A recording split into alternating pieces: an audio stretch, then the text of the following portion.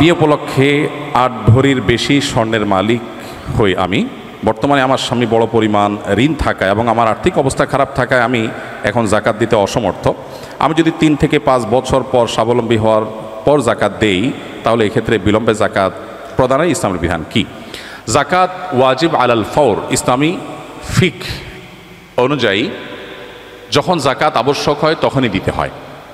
যদি আপনার মনে হয় যে এখন জাকাত দেওয়ার মতো ব্যক্তি আপনি খুঁজে পাচ্ছেন না বা আরও উপযুক্ত ব্যক্তি পাবেন, তাহলে টাকা আলাদা করে রাখলেন, হিসাব আলাদা করে রাখলেন, একটু পরে দিলেন, ঠিক আছে।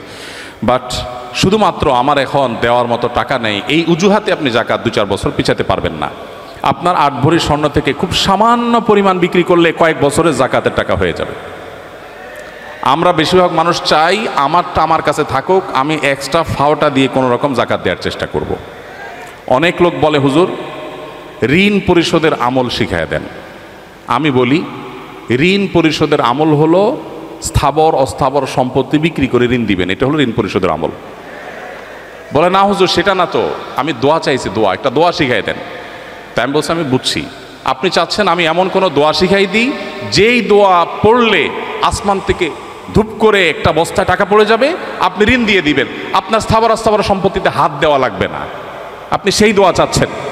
মুহাম্মদ সাল্লাল্লাহু আলাইহি ওয়াসাল্লাম সেটা আমাদেরকে শিখান নাই। তিনি শিখিয়েছেন আমি ঋণগ্রস্ত, আমার সর্বশেষ সম্বল বিক্রি করে তারপরে যখন আমি পারছি না তখন আমি আল্লাহর কাছে, তার আগে এবং তখন আল্লাহর কাছে হাত পাতবো। কিন্তু আমরা চাই আমার সব ঠিকঠাক থাকুক, আমি ফাওটা দিয়ে কোনো রকম জাকাত দেই বা ঋণ দেই। এটা মুসলিম সুলভ চিন্তাধারা বা মানসিকতা নয়। নবী সাল্লাল্লাহু আলাইহি ওয়াসাল্লাম বুখারীর হাদিসে বলেছেন, কিয়ামতের আলামতসমূহের মধ্যে থেকে একটা হলো জাকাতকে মানুষ জরিমানা মনে করবে, দণ্ড মনে করবে, দিতে চাইবে না। জাকাত দিতে পারা তো সৌভাগ্যের, তো আমার আখিরাতের অ্যাকাউন্টে জমা হচ্ছে, আমি সওয়াব পাবো।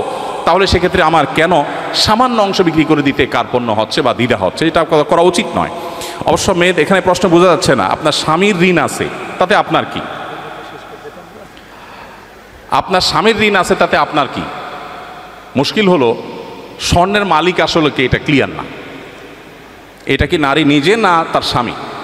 আমাদের দেশে এক্ষেত্রে একটা বড় বড় ধরনের গোজামিল আছে।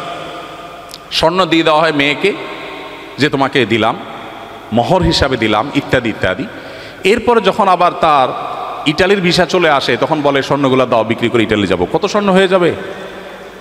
স্বর্ণের মালিক যদি তিনি হন তাহলে আপনি কিভাবে চান? আপনি একটা দরখাস্ত লিখতে পারেন, বরাবর মাননীয় স্ত্রী বিষয় ঋণ মঞ্জুরের আবেদন, জনাবা যথাবিহিত সম্মান প্রদর্শন পূর্বক নিবেদন, এই যে আমি অধম, ঋণগ্রস্ত, গরিব,